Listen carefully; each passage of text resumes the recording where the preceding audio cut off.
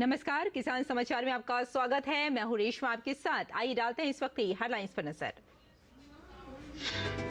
राजस्थान गौपालन विभाग ने तेज गर्मी और लू में गौपालन के लिए जारी की एडवाइजरी। पशुओं के लिए स्वच्छ जल, चारा, भूसा एवं अन्य पशु आहार की व्यवस्था हेतु जारी किए निर्देश। चिकित्सकीय उपचार की व्यवस्था करने के भी आदेश किए जारी। गर्मियों में चिलचिलाती धूप में केरल, कर्नाटक, तमिलनाडु, आंध्र प्रदेश और गोवा के किसानों का नारियल पानी बना गर्मियों में लोगों की पहली पसंद। दिल्ली की थोक फल एवं सब्जी मंडी में हर दूसरे दिन 25 से 30 हजार नारियलों की बरकरार है मांग।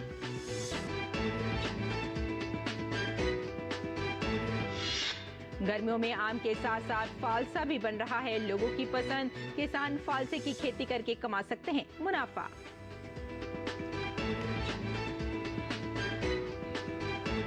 और अब समाचार विस्तार से।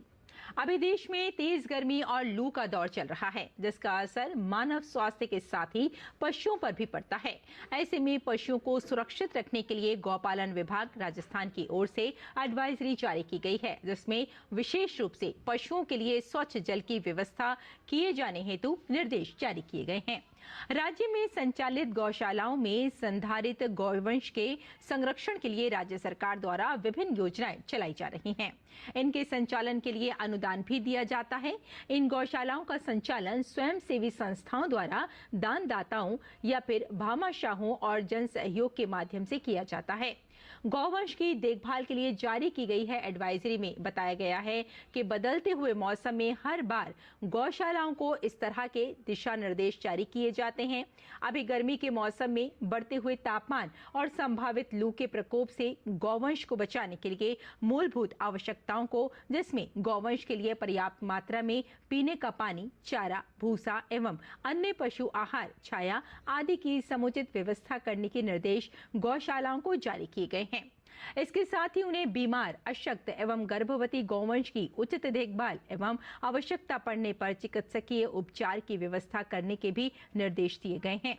इन समस्याओं के निदान के लिए किसान भाई बहन कृषि, बागवानी, पशुपालन, मत्स्य पालन आदि से संबंधित सवालों के जवाब और मौसम व विपणन से जुड़ी जानकारी प्राप्त करने के लिए टोल फ्री नंबर 1800-1801-551 पर हर दिन सुबह 6 बजे से रात 10 बजे तक कॉल भी कर सकते हैं। और गर्मियों में चिलचिलाती धूप से केरल, कर्नाटक, तमिलनाडु, आंध्र प्रदेश और गोवा से आ रहा नारियल पानी लोगों की पहली पसंद है। नारियल पानी एकमात्र ऐसा पेय पदार्थ है जिसमें आज तक मिलावट की कोई शिकायत नहीं मिली है।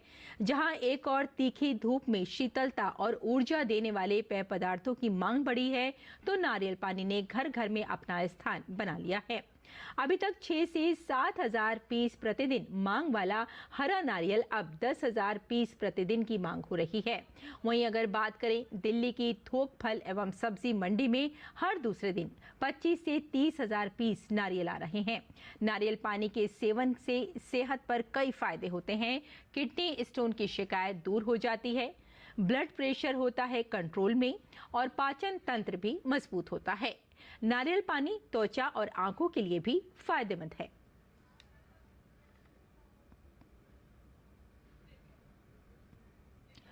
फालसा एक ऐसा फल जिसे गर्मियों में ज्यादा पसंद किया जाता है। दिलचस्प बात यह है कि फालसा देश के सबसे पुराने स्वदेशी फलों में से एक है। पौष्टिकता से भरपूर इस फल की गर्मियों में बहुत मांग रहती है। इसका ताज़ा और ठंडा पेय बहुत ही प्रचलित है। अगर किसान इसकी खेती करें तो इसकी खेती में लागत बहुत कम और उपज अधिक होती है, जिससे किसान भाई इसकी खेती कर अच्छी उपज प्राप्त कर अधिक मुनाफा कमा सकते हैं। देश में फालसे की खेती पंजाब, उत्तर प्रदेश, मध्य प्रदेश, हरियाणा, राजस्थान और हिमालयी क्षेत्रों में व्यावसायिक रूप से की जाती है, जबकि महाराष्ट्र, गुजरात, बिहार, कर्नाटक, आंध्र प्रदेश और पश्चिम बंगाल में फालसे को छोटे स्तर पर उगाया जाता है। फालसे की अच्छी उपज वाले क्षेत्र वे होते हैं जहां विशिष्ट गर्मी और सर्दियों का मौसम पाया जाता है। फलों के पकने, रंग के विकास और फलों की गुणवत्ता में सुधार के लिए पर्याप्त धूप और गर्म तापमान की आवश्यकता होती है। फालसों को लगभग सभी प्रकार की भूमियों में उगाया जा सकता है, लेकिन पौधों के अच्छे विकास और अच्छी उपज के लिए बलुई दोमट मिट्टी उपयुक्त होती है। भूमि से जल निकास की उचित व्यवस्था होनी चाहिए। फालसे का पौधरोपण जून जुलाई महीने में मानसून के मौसम में किया जाता है। इसके पौधों को अधिक पानी की जरूरत नहीं पड़ती है। फालसा की खेती ज्यादा खाद एवं उर्वरक की आवश्यकता नहीं पड़ती है।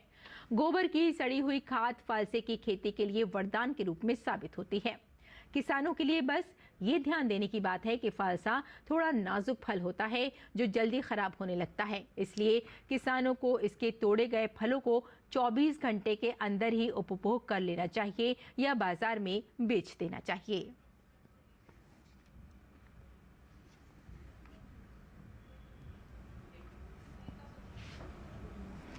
आगे बढ़ते हैं। उपभोक्ता मामले, खाद्य और सार्वजनिक वितरण मंत्रालय ने 6 पड़ोसी देशों बांग्लादेश, संयुक्त अरब अमीरात, भूटान, बहरीन, मॉरिशस और श्रीलंका को 99,150 MT प्याज के निर्यात की अनुमति दी है। पिछले वर्ष की तुलना में 2023-24 में खरीफ एवं रबी फसलों की अनुमानित कम उपज की पृष्ठभूमि में पर्याप्त घरेलू उपलब्धता सुनिश्चित करने और अंतर्राष्ट्रीय बाजार में मांग बढ़ाने हेतु प्याज के निर्यात पर प्रतिबंध लगाया गया है। सरकार ने राष्ट्रीय सहकारी निर्यात लिमिटेड को 6 देशों में प्याज निर्यात की अनुमति दी है। 6 देशों को निर्यात के लिए आवंटित कोटे की आपूर्ति गंतव्य देश द्वारा की गई मांग के अनुसार की जा रही है। देश में प्याज के सबसे बड़े उत्पादक के रूप में महाराष्ट्र निर्यात के लिए NCEL द्वारा प्राप्त किए जाने वाले प्याज का प्रमुख आपूर्तिकर्ता है। इससे पहले पश्चिमी एशिया और कुछ यूरोपीय देशों में निर्यात के लिए विशेष रूप से उगाए गए 2000 MT सफेद प्याज के निर्यात की भी अनुमति दी गई थी।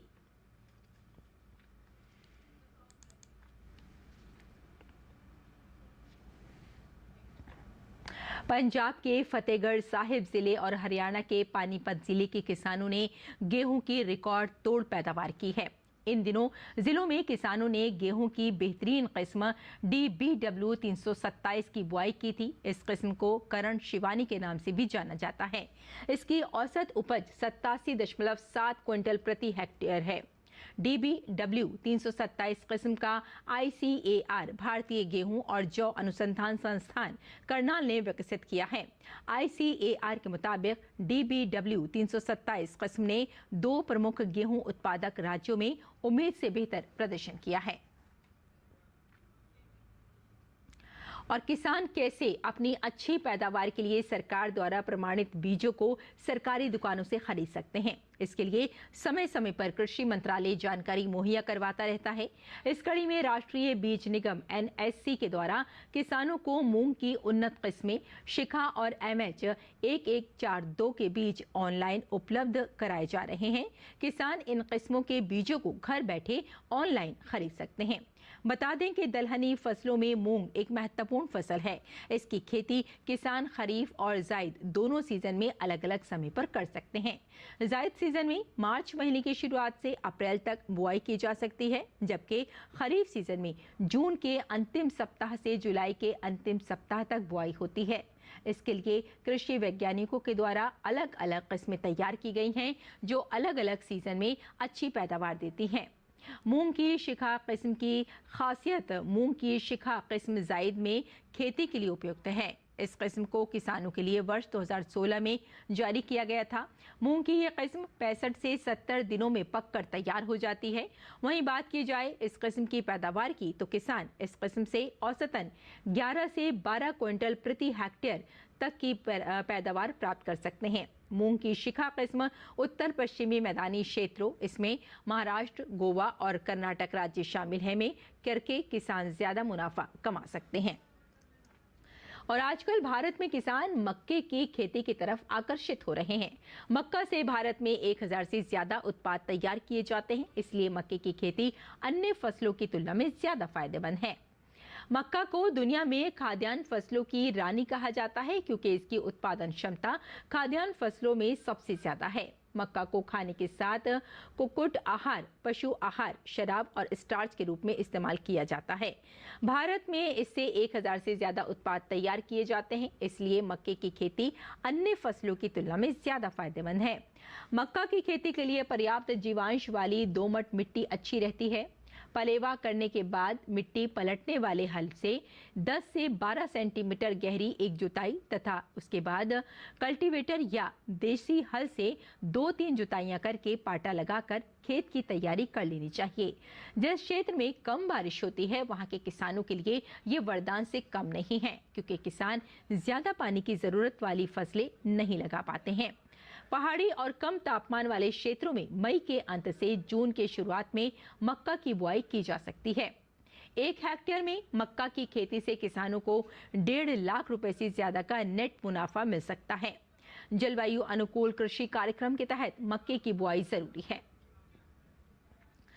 जायद में मक्का की खेती की जा सकती है और भुट्टे और चारे दोनों के लिए ये फायदेमंद होती है।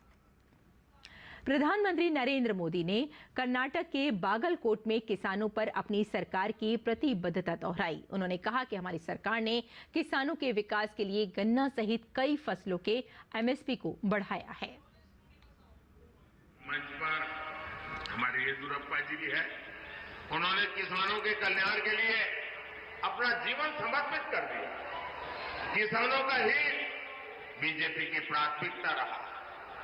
हमने हाल ही में शुगर केन का मूल्य बढ़ाया है। इथेनॉल के जरिए हम गन्ना किसानों की इनकम बढ़ा रहे हैं। लेकिन कर्नाटक सरकार ने सिंचाई परियोजनाओं को रोककर पानी का संकट खड़ा करके किसानों को परेशानी में डाल दिया है। सरकार किसानों को कई प्रकार की फसलों की खेती पर सब्सिडी प्रदान करती है ताकि किसान सब्सिडी का लाभ उठाकर अपनी आय बढ़ा सकें। सरकार ये सुनिश्चित करने की कोशिश कर रही है कि किसान पारंपरिक खेती के साथ साथ नकदी फसलों की भी खेती करें ताकि वे अधिक से अधिक मुनाफा कमा सकें। इसी कड़ी में यूपी सरकार ने किसानों के लिए पान विकास योजना शुरू की है। इसके तहत किसानों को पान की खेती पर 50% सब्सिडी दी जाती है। पान की खेती पर सब्सिडी देने के पीछे सरकार का उद्देश्य देश में पान का उत्पादन बढ़ाने के लिए किसानों को प्रोत्साहित करना है। इस योजना के लाभ के लिए किसान भाइयों को ऑनलाइन रजिस्ट्रेशन कराना होता है। www.upagriculture.com पर लॉग इन करने पर आपको सभी जानकारी प्राप्त हो सकती है। और जम्मू कश्मीर में श्रीनगर स्थित कश्मीर के प्रमुख पर्यटक आकर्षणों में से एक ट्यूलिप गार्डन मंगलवार से जनता के लिए बंद रहेगा। यह उद्यान जो जबरवान रेंज में स्थित है, इस साल 23 मार्च को जनता के लिए खोला गया था। इस अवधि के दौरान स्थानीय लोगों सहित देश और विदेश के विभिन्न हिस्सों से पर्यटक ट्यूलिप के खिलने को देखने के लिए आए।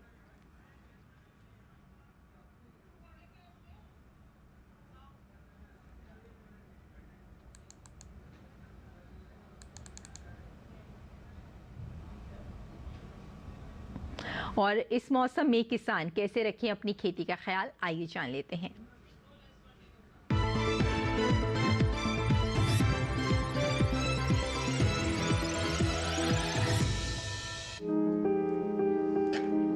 नागालैंड के किसान मक्के, आलू और अदरक की बुआई जारी रखें।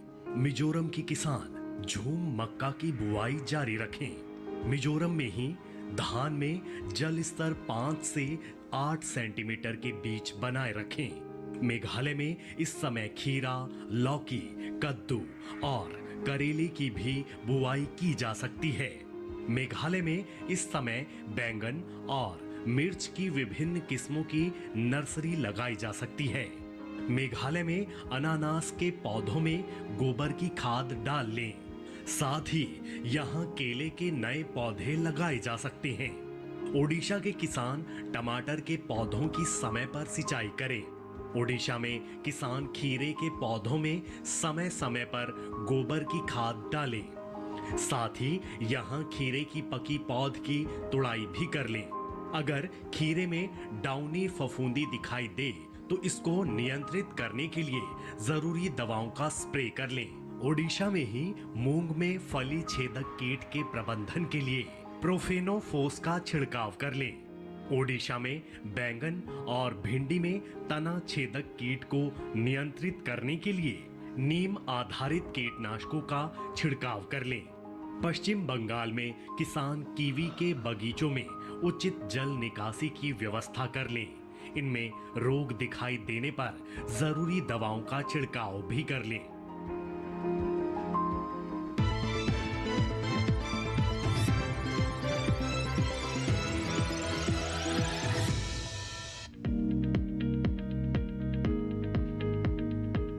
धनिये की खेती के लिए दोमट मिट्टी सब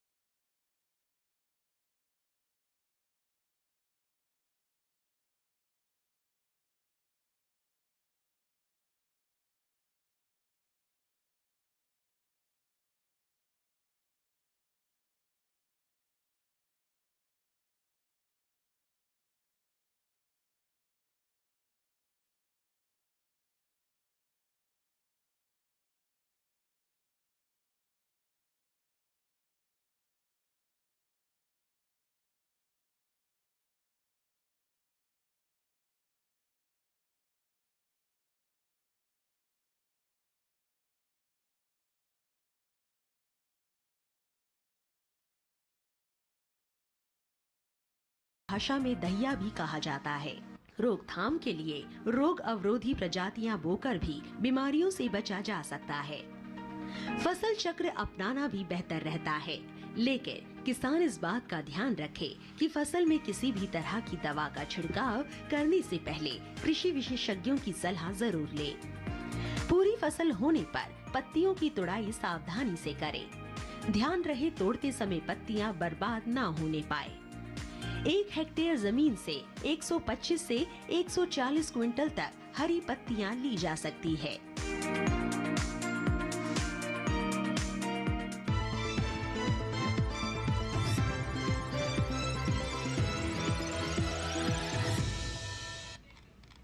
और खेती किसानी के साथ साथ आइए नजर डाल लेते हैं कुछ और महत्वपूर्ण खबरों पर। खास खबर में संदेश खाली मामले में अब सुप्रीम कोर्ट में सुनवाई जुलाई के दूसरे हफ्ते में होगी। बंगाल सरकार की अपील पर सुप्रीम कोर्ट ने सुनवाई को जुलाई के दूसरे हफ्ते में करने का निर्णय लिया। पश्चिम बंगाल सरकार के वकील अभिषेक मनु सिंघवी ने मामले की सुनवाई टालने का आग्रह किया। मनी लॉन्ड्रिंग मामले में अंतरिम जमानत की मांग वाली हेमंत सोरेन की याचिका पर सुप्रीम कोर्ट ने ईडी को नोटिस जारी किया है। सुप्रीम कोर्ट ने ईडी को 6 मई तक जवाब दाखिल करने को कहा। सुप्रीम कोर्ट ने साफ किया कि हाई कोर्ट चाहे तो इस दरमियान हेमंत सोरेन की याचिका पर आदेश सुना सकता है। पश्चिम बंगाल में भाजपा नेता सरस्वती सरकार पर हुए हमले के मामले में नया मोड़ आया है। राज्य की भाजपा इकाई के कड़े विरोध प्रदर्शन के बाद पुलिस कार्रवाई के लिए तैयार हो गई है। भाजपा की कस्बा मंडल अध्यक्ष सरस्वती सरकार पर शनिवार को जानलेवा हमला हुआ था। तृणमूल कांग्रेस कार्यकर्ताओं के हमले के बाद सिलीगुड़ी में भाजपा कार्यकर्ताओं ने विरोध प्रदर्शन किया। प्रदर्शनकारियों ने माटीगाड़ा पुलिस स्टेशन के सामने टायर जलाए और विरोध प्रदर्शन किया। केंद्रीय गृह मंत्री अमित शाह ने इंडी गठबंधन को लेकर हमला बोला है। उन्होंने कहा कि देश ने 3 दशक तक अस्थिर सरकार चली, कमजोर प्रधानमंत्री बने। पिछले 10 साल से प्रधानमंत्री नरेंद्र मोदी के नेतृत्व में देश को एक मजबूत सरकार मिली है। केंद्रीय रक्षा मंत्री और लखनऊ लोकसभा सीट से बीजेपी उम्मीदवार राजनाथ सिंह ने नामांकन दाखिल किया। इस दौरान मुख्यमंत्री योगी आदित्यनाथ और उत्तराखंड के सीएम पुष्कर सिंह धामी मौजूद रहे। लोकसभा चुनाव का पर्व चल रहा है। इसी बीच रक्षा मंत्री और लखनऊ लोकसभा सीट से भाजपा के उम्मीदवार राजनाथ सिंह ने लखनऊ में रोड शो किया। रोड शो के दौरान विशाल जनसैलाब उमड़ पड़ा। पश्चिम बंगाल के वीरभूम से भाजपा नेता देवाशीष धर का नामांकन रद्द कर दिया गया है। भाजपा नेता ने चुनाव अधिकारी के इस फैसले को सुप्रीम कोर्ट में चुनौती दी है। आज इस सीट से नामांकन भरने की अंतिम तारीख है। इंदौर से कांग्रेस प्रत्याशी अक्षय बम ने नाम वापस ले लिया है। अब वे चुनाव मैदान में नहीं हैं। विधानसभा चुनाव में उन्होंने इंदौर 4 नंबर सीट से टिकट मांगा था, लेकिन तब कांग्रेस ने उन्हें टिकट नहीं दिया था। इस बार लोकसभा चुनाव में उन्हें प्रत्याशी बनाया गया था। दिल्ली के मुख्य निर्वाचन अधिकारी के कार्यालय ने आम आदमी पार्टी के कैंपेन सॉन्ग पर प्रतिबंध के दावे को खारिज करते हुए इसे गलत और भ्रामक बताया है।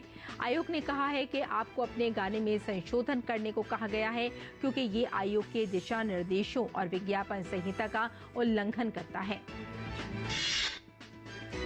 मणिपुर के बाहरी मणिपुर निर्वाचन क्षेत्र के 6 मतदान केंद्रों पर 30 अप्रैल को दोबारा मतदान होंगे। निर्वाचन आयोग की ओर से ये निर्देश जारी किए गए हैं। इन मतदान केंद्रों पर लोकसभा चुनाव के दूसरे चरण में 26 अप्रैल को मतदान हुआ था। कांग्रेस नेता राहुल गांधी के राजा महाराजाओं वाले बयान पर उत्तर प्रदेश के मुख्यमंत्री योगी आदित्यनाथ ने राहुल गांधी पर हमला बोला है। योगी आदित्यनाथ ने कहा कि जो लोग खुद को एक्सीडेंटल हिंदू कहते हैं, वे भारत की विरासत पर कभी गर्व महसूस नहीं कर सकते। आम आदमी पार्टी की ट्रांसजेंडर विंग ने दिल्ली में जेल का जवाब वोट से अभियान चलाया। इस अभियान में आप नेता दिलीप पांडे और पार्षद बॉबी किन्नर समेत पार्टी के तमाम नेता शामिल हुए। कर्नाटक के चामराजनगर से भाजपा सांसद वी श्रीनिवास प्रसाद का कल रात दिल का दौरा पड़ने से निधन हो गया और श्रीनिवास प्रसाद का निधन 76 साल की उम्र में बेंगलुरु के एक निजी अस्पताल में हुआ। भाजपा सांसद लंबे समय से बीमार चल रहे थे। उत्तराखंड के नैनीताल के जंगलों में कुछ जगहों में बढ़ रही आग को नियंत्रित करने के लिए अब राष्ट्रीय आपदा मोचन बल यानी एनडीआरएफ ने वन विभाग की टीम के साथ आग पर काबू पाने का कार्य शुरू कर दिया है। गदरपुर से एनडीआरएफ की एक बटालियन के 40 जवान यहां पहुंचे हैं। उत्तराखंड के मुख्यमंत्री पुष्कर सिंह धामी ने कहा है कि आग पर काबू पाने के हर संभव प्रयास किए जा रहे हैं। उन्होंने कहा कि इस मामले में लापरवाही बरतने वालों पर कार्रवाई होगी। गढ़वाल वन प्रभाग के अंतर्गत खिरसू के आरक्षित वन क्षेत्र में आग लगाने की कोशिश कर रहे 5 लोगों को नागदेव रेंज के कर्मचारियों ने पकड़ लिया है। वहीं बागेश्वर रेंज में जंगल में आग लगाने के आरोप में आज 3 लोगों को गिरफ्तार किया गया। भारतीय वन अधिनियम की संबंधित धाराओं के तहत अपराध दर्ज किया गया है। छत्तीसगढ़ के बेमेतरा में एक बड़ा सड़क हादसा हुआ है। बेमेतरा जिले के कठिया गांव में हुए इस हादसे में 9 लोगों की मौत हो गई। हादसे में 23 से ज्यादा लोग घायल हो गए हैं। यह हादसा उस वक्त हुआ जब एक पिकअप वाहन सड़क किनारे खड़ी माजदा गाड़ी से टकरा गई। तो किसान बुलेटिन में फिलहाल इतना ही। अनुमति दें। नमस्कार।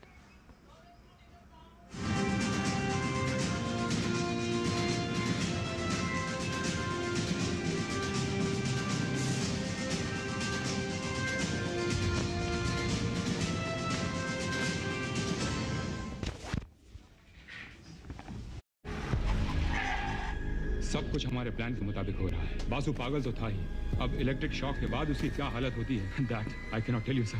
वंडरफुल।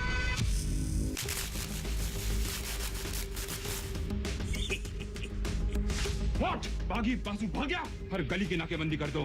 I want Basu. हमें बासु का पता लगाकर मार्शल को खबर कर देनी चाहिए। इस तरह हम मार्शल का विश्वास जीत लेंगे और उसकी दोस्ती भी हासिल हो जाएगी। सोमवार से गुरुवार रात 10 बजे सिर्फ डीडी नेशनल पर, देश का पहला चैनल, देश का अपना चैनल।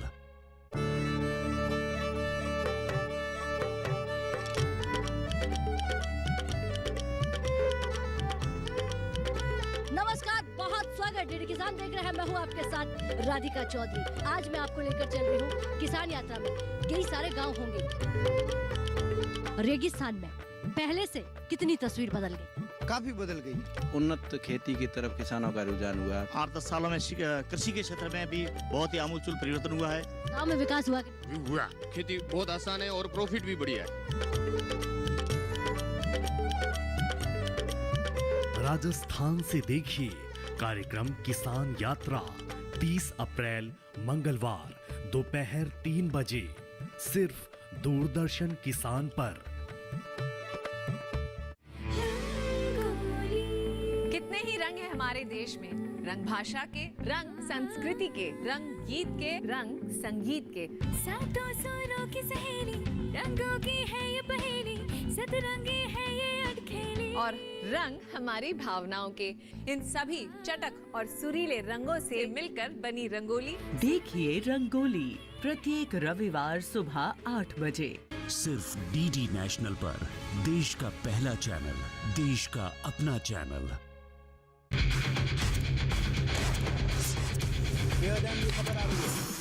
ब्रेकिंग न्यूज की रेस से हटकर हम लेकर आते हैं आपके लिए सार्थक, सकारात्मक और प्रेरणादायी खबरें सिर्फ हाथ से नहीं होते, खबरें अच्छी भी होती हैं जो देती हैं हौसला, बढ़ाती हैं आत्मविश्वास। मुश्किल वक्त में भी जब लोगों ने दिखाया कुछ कर गुजरने का जज्बा, हम लेकर आते हैं अपने इस खास कार्यक्रम में आम लोगों के जज्बे की कहानियाँ। देखिए मेरे साथ गुड न्यूज जज्बा इंडिया का।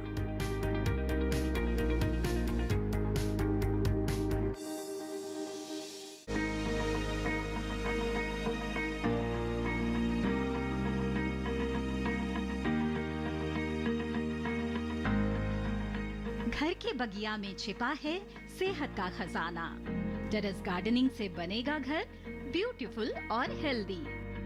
क्यों ना गार्डन में उगाएं अपने फल फूल और सब्जियां, जिससे सेहत भी बने और छत की बगिया भी खिली खिली रहे।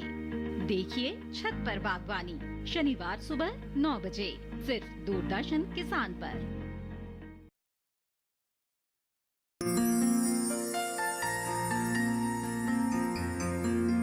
हमारा संबंध संगीत से है। संगीत कई चीज़ों का मिश्रण है।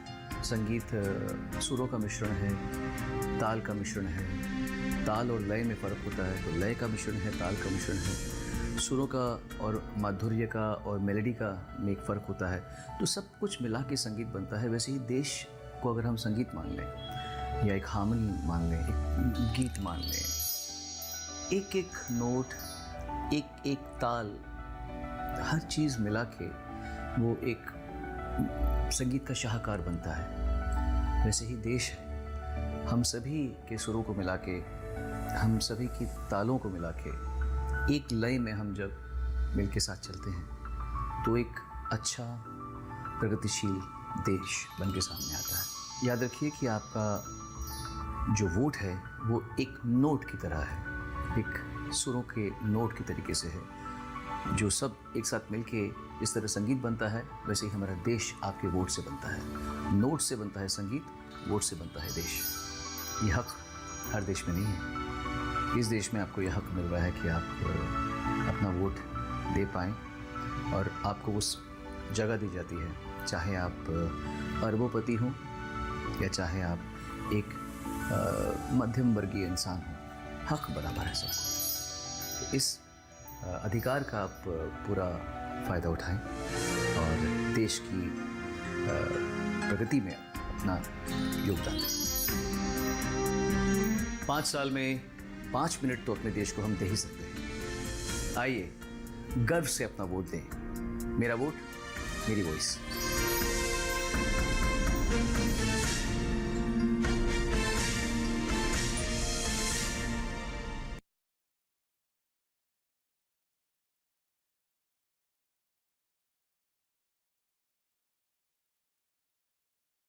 फौजी को सर में गोली लगी है। क्या तुम जानते हो एक ऑफिसर को तैयार करने में पब्लिक मनी कितना खर्च होता है? अच्छा एक बात बताओ, तुम सैनिक लोग सारा दिन करते क्या? टेलीविजन पे न्यूज आती है 10 जवान मारे गए, 15 शहीद हो गए। हम नंबर नहीं है और ना ही नंबर बनना चाहते हैं। पलटन सोमवार से गुरुवार रात 9:30 बजे, पुनः प्रसारण सुबह 11:30 बजे।